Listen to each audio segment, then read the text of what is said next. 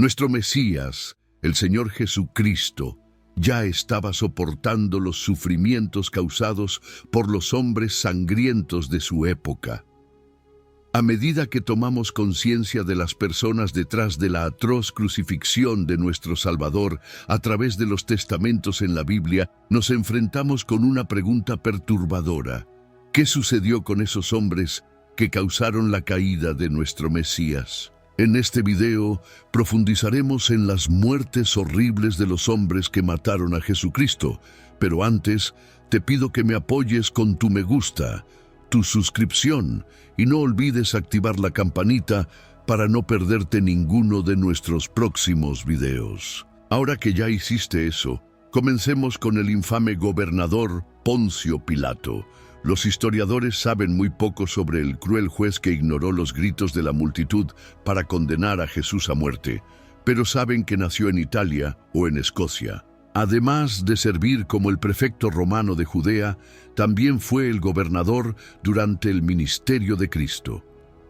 Según Filón de Alejandría, un filósofo judío que vivió en el año 58 después de Cristo, era un juez horrible que robaba a las personas, las ejecutaba sin juicio y era extremadamente cruel.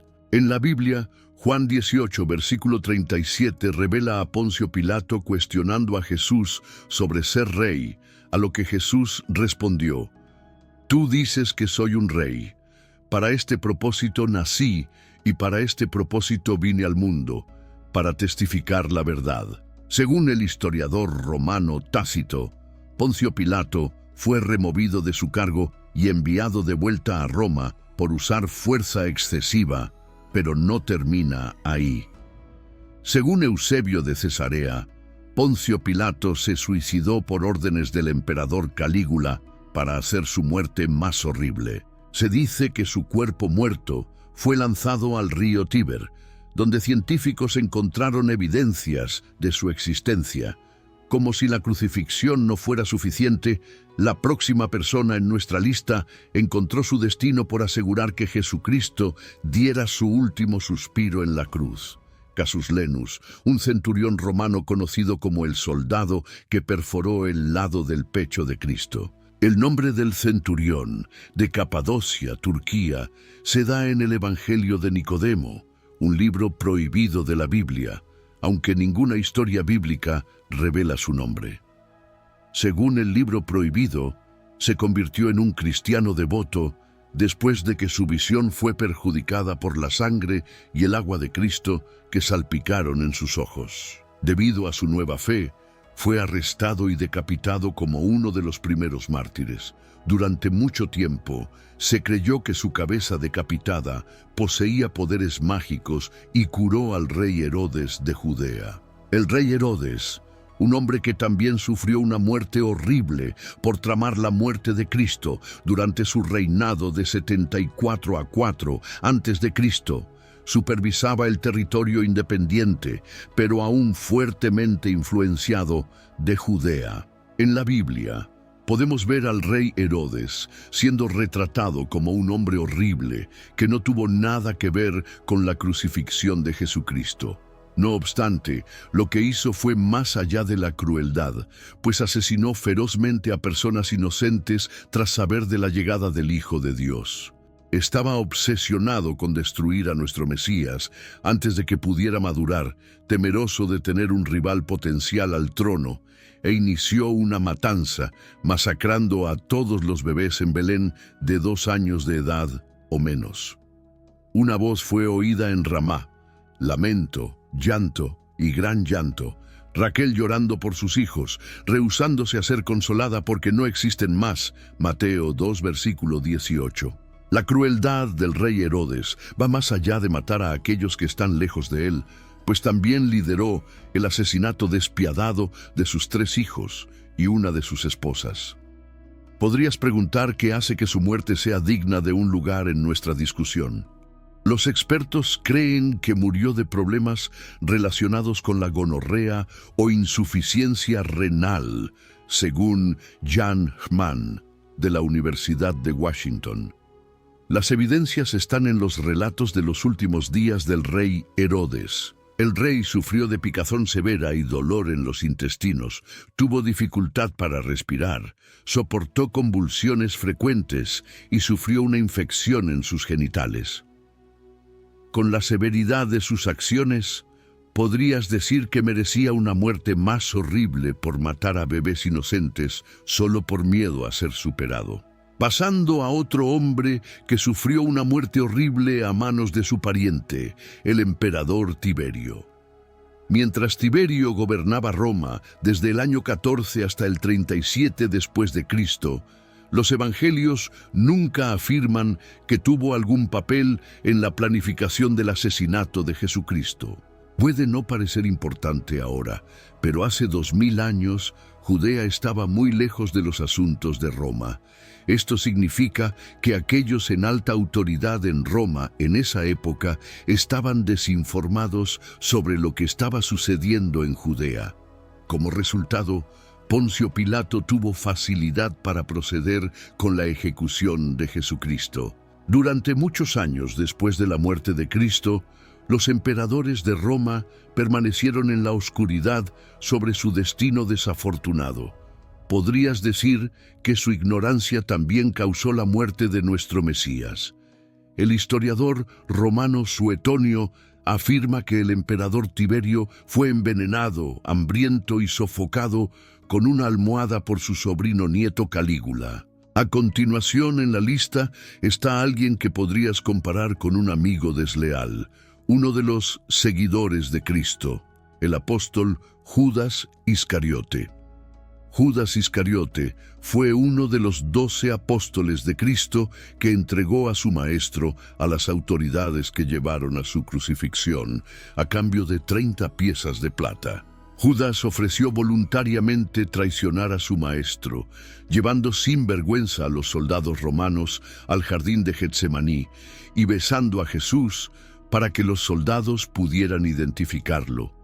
Hechos 1, versículo 18 dice: Ahora este hombre compró un campo con el premio de la iniquidad, y cayendo de cabeza, él estalló en medio y todas sus entrañas se esparcieron. No mucho tiempo después de su traición, Judas Iscariote murió una muerte vergonzosa al ahorcarse después de devolver las piezas de oro y arrepentirse de sus acciones. Se dice que su cuerpo colgado sufrió una descomposición horrible, con sus entrañas casi explotando. El próximo traidor de la divinidad también es uno de los discípulos de Cristo, el apóstol Pedro. Mientras que la traición del apóstol Pedro a Jesucristo no fue tan severa como la de Judas Iscariote, aún desempeñó un papel enorme en la caída de Cristo. La historia del apóstol Pedro ya no es desconocida para la mayoría de nosotros. La historia de cómo negó vergonzosamente a su maestro 3 veces mientras Jesús estaba siendo casado. Cuando una sirvienta preguntó sobre su relación y otras 2 personas preguntaron si él estaba con Jesús, Pedro negó a Jesús. Aunque se sintió arrepentido y lamentó sus acciones más tarde, continuó negando a Jesús en los momentos más cruciales antes de su muerte. Pero, ¿cómo crees que el apóstol Pedro encontró su caída? Bueno, no es tan diferente de cómo murió Jesucristo. El apóstol Pedro fue condenado a muerte por crucifixión por el emperador Nero en Roma en el año 64 después de Cristo, con la intención de replicar la muerte de su Salvador. Sin embargo, sintiéndose indigno de morir de la misma manera, el apóstol Pedro fue crucificado cabeza abajo, haciendo su muerte más temible. Finalmente, llegamos al último hombre que fue responsable de la muerte de nuestro Salvador. Cuando Jesús fue condenado a la crucifixión durante su cautiverio, el sumo sacerdote José Caifás siguió la tradición judía y ordenó su arresto en el templo hasta que un consejo de sacerdotes oyera su caso. Con la clara intención del sumo sacerdote de matar a Cristo inmediatamente, ejecutó su plan en secreto, y así el veredicto fue anunciado bajo el manto de la oscuridad. Caifás y su suegro Anás conspiraron juntos para eliminar a nuestro Mesías usando su influencia y poder como líderes religiosos distinguidos durante el ministerio de Cristo. Después de ser interrogado, Jesucristo fue transferido directamente a Caifás, el sumo sacerdote, por cerca de 12 años en la época, a pesar de no tener la autoridad para ordenar la muerte de las personas. Caifás acusó a Jesús de blasfemia y lo condenó a la muerte con la ayuda del gobernador Poncio Pilato. Se cuenta que Caifás vivió una larga vida después de condenar a Cristo a la muerte. Por muchos años, Caifás pasó sus últimos días consumido por terrible tristeza y arrepentimiento por lo que había hecho a Jesús, y eventualmente murió de vejez en 66 después de Cristo en la isla de Creta. Entre todos los demás hombres, Caifás pudo haber tenido la manera menos horrible de morir. Pero solo nuestro Dios sabe qué destino infernal acabó teniendo después de lo que hizo a nuestro Salvador Jesucristo. Cuando Jesucristo murió y revivió de nuevo, fue buscado por sus ángeles. Al reflexionar sobre las vidas y destinos de aquellos que desempeñaron roles cruciales en la crucifixión de nuestro Señor Jesucristo, nos encontramos con una mezcla de justicia divina y misericordia eterna.